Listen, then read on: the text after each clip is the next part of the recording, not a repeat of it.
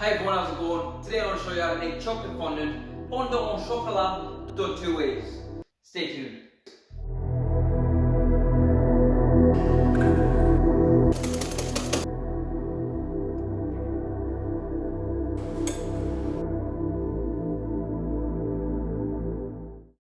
Alright guys, the first one I'm going to show you how to make is the traditional version, the slightly undercooked one.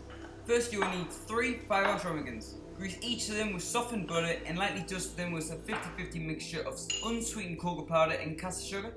But you could substitute that with flour if you wish. No biggie, it will work just as good. And rotate the ramekin, making sure it coats all the walls. This is what's going to make sure the fondant does not stick to the ramekin. Then tip out the excess.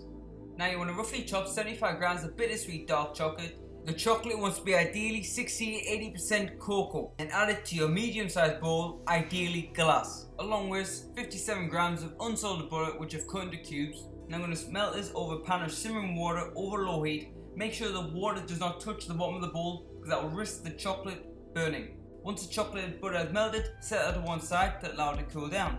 Now in a separate bowl, crack 2 large eggs along with the caster sugar, and you give it a good whisk until it's well combined. Then add in approximately half a teaspoon of vanilla bean paste. Then continue to whisk until you achieve a ribbon stage, so when you lift the whisk it should leave a trail behind, like that. Now add the chocolate to the egg mixture and mix until combined. Now finally sift in your plain flour and whisk it together until well combined and lovely and smooth. And that, my friends, is the fondant batter done. Now divide the batter between your 3 ramekins approximately halfway and preheat oven to 230 degrees Celsius and bake for about 10 to 11 minutes until risen and the edges are firm but the center is still slightly soft. The goal here is obviously to keep a nice molten center, so make sure you don't overbake.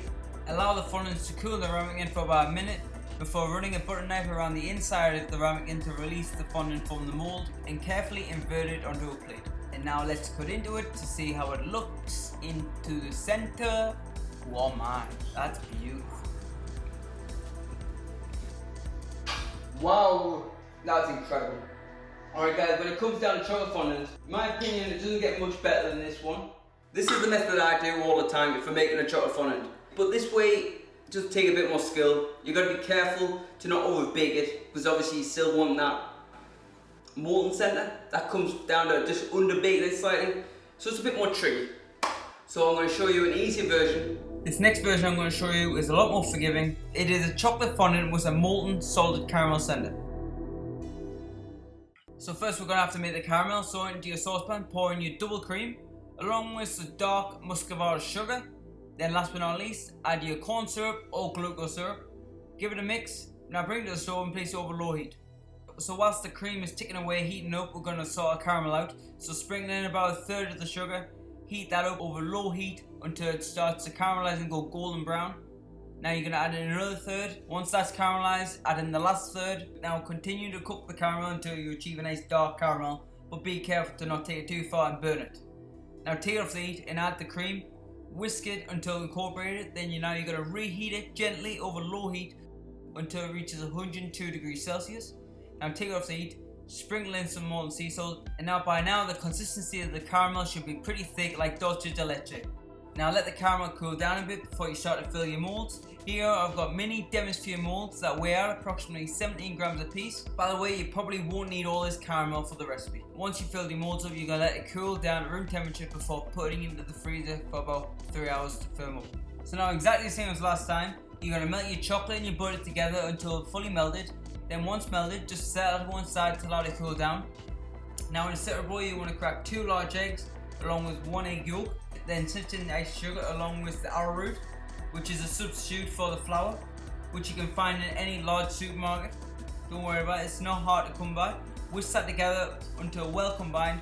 You want to achieve a nice ribbon consistency until it's doubled in volume, exactly the same as before. Beautiful. Now pour the chocolate in and just whisk it all together until well combined. And that's the batter done. It's so simple, so easy. Done. Now ladle about 60 grams of the batter into each of your ramekins. I've greased the ramekins exactly the same as before, but this time I've cut out a circular disc of non-stick parchment paper and placed that into the bottom of each ramekin. That'll make your life a bit easier when it comes to unmolding it.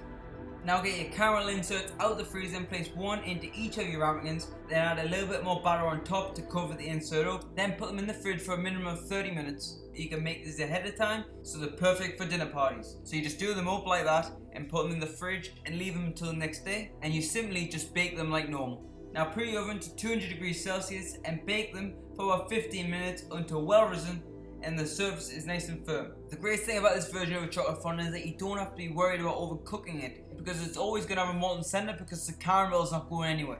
Then remove from the oven and allow it to cool in the ramekin for about a minute or so before running a butter knife around the inside of each ramekin to release from the mold, then invert onto a plate. Before you forget, remove the parchment paper from the top and cut it open. Look at that bad boy. That looks beautiful.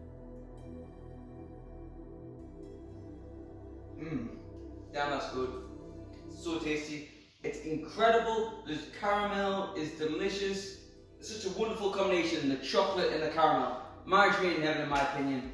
It's a salty, sweet vibe. I love it. Some people don't like it.